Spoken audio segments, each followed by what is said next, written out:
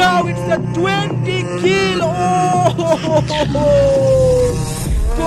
4v1 situation. The GOAT একমাত্র team যায় কিনা হয়তো আজকে বাংলাদেশ টপ 1 কাটতে পারে, but well I don't think সেখান থেকে ব্যাপারটা খুব একটা ইজি হবে দ্য গোটের জন্য, বিকজ বাংলাদেশ টপ 1 আজকে তাদের মাস্টার ক্লাস ফর্মে রয়েছে। তারা যে লেভেলে আজকে খেলছে, যে ডিফারেন্স এখানে মেক করেছেন, সেই লেভেলে যাওয়াটা হয়তো বা এই শেষ মুহূর্তে কারোর পক্ষে খুব একটা ইজি হবে না। দ্য গোটকে দেখতে পাচ্ছি অলরেডি কোনটা সাথে ফেলা হয়েছে। শুভ সেন্টার 90 এগিয়ে গেছেন এখান থেকে মেহেদি, একটা শট এর স্নাইপার হাতে একটা ভুল ছিল কিনা, বিকজ স্নাইপার প্লেয়ার তাকে অবশ্যই তার টিমে ব্যাকআপের জন্য লং রেঞ্জে থাকতে হতো। Back to back Pranto and Mehedi knock out. 20 elimination point তারা পেয়েছে। বুইয়াটা না আসলে অবশ্যই সেখানে 16 বেলা পূর্ণ হবে না, সেখানে তারা গোট স্পোর্টস হোল্ড করেছিল এতক্ষণ পর্যন্ত এই বুইয়াটার জন্য। তবে কি এট দ্য লাস্ট 4v4 এসে তা বাংলাদেশ যখন ফেল করবে নাকি না?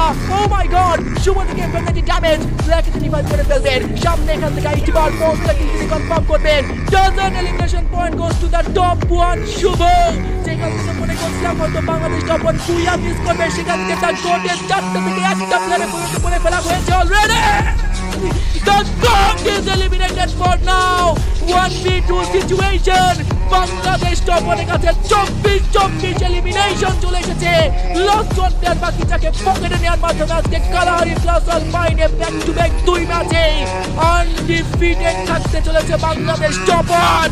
Let's go los one Ashik, যে এখানে 1v2 কোনো চান্স রাখতে পারে বলে এখানে মনে হয় না, বিকজ শুভ এখনো পর্যন্ত লাইভ। সে এখান থেকে একাই হয়তো হ্যান্ডেল করতে পারে। সামনে এখানে প্লেয়ার একেবারে শর্ট রেঞ্জে ওয়াইপ আউট হয়ে যাবে। and here we go, back to back bada boom, booyah booyah booyah goes to the Bangladesh top 1. What an